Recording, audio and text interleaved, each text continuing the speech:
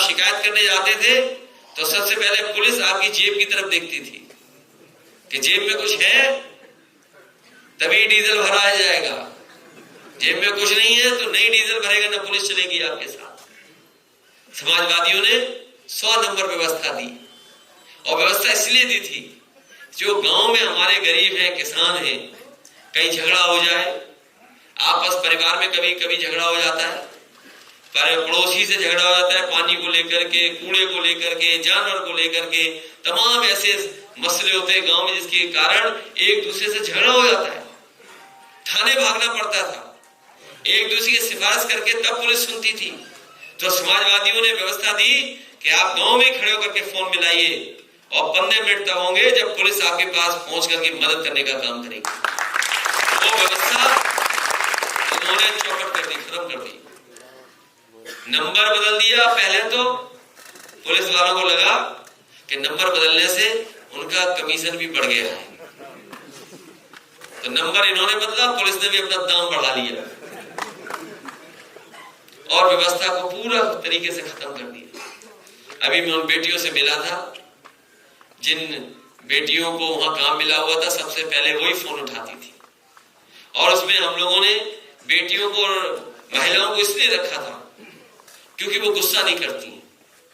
कितना भी कोई दूसरी तरफ से फोन मिलाएगा तो महिलाएं और बेटियां कभी गाली नहीं देंगी, भाषा नहीं गलत इस्तेमाल करेंगी। इसलिए हम लोगों ने डायल हंड्रेड में महिलाओं और बेटियों को रखा था, क्योंकि उनका इमोशन अलग होता है, वो आपसे नाराज नहीं होंगे अगर आप तकलीफ और परेशानी में हैं तो। और अगर पुरुष को रख देते तो अगर 2 बार आप कुछ दुख सुनाते तो उस तरह से आपको कुछ सुनने को मिल जाता। इसलिए और सोचिए आप, इसीलिए हम लोगों ने लड़कियों को रखा था, महिलाओं को रखा था, लेकिन इस सरकार ने उनकी भी नौकरी छीन ली। पता नहीं कहां से एक कंपनी लाए हैं, मुनाफा कमाने के लिए उस कंपनी को उन्होंने काम दे दिया है। उन बेटियों के साथ मैंने दिवाली मनाई क्योंकि वो धरने पे बैठी थी।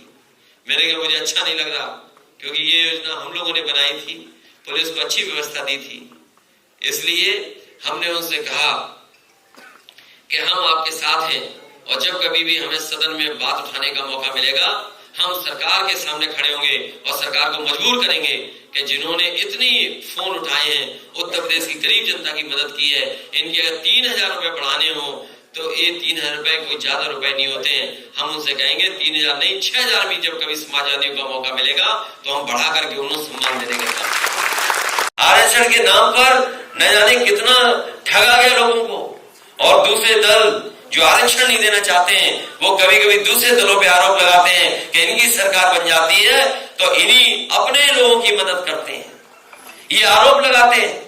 और सोचिए क्या नहीं बेच दिया इन्होंने, जितनी भी सरकारी संस्थाएं थी सब बेच दी।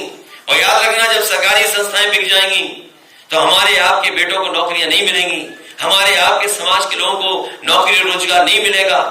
उन कंपनियों में उन्हीं को काम मिलेगा जो संपन्न है, जो पहले से खुशहाल है, जो पहले से तरक्की करनी है, उन्हीं लोगों को जाकर के नौकरी और रोजगार मिलेगा, हमारे आपके समाज के लोगों को नौकरी नहीं मिलेगी। इसलिए साथियों लड़ाई लंबी जरूर है लेकिन हम लोग जीतेंगे जरूर। लड़ाई लंबी है लेकिन इनका हम लोग मुकाबला करेंगे, क्योंकि जो मुख्यमंत्री हैं वो अलग तरह के मुख्यमंत्री हैं। उनका सबसे प्रिय जानवर सांड। बताओ आज भी सड़कों में घूम रहा है कि नहीं घूम रहा? जहां जहां से आप चल के आए होगे, बताओ आपको देखने को मिले कि नहीं मिले? फसल का आप नुकसान करते रहे। फसल तो खा ही रहा है, लेकिन अगर आप थोड़ा भी चूक गए तो दुर्घटना हो जा रही है।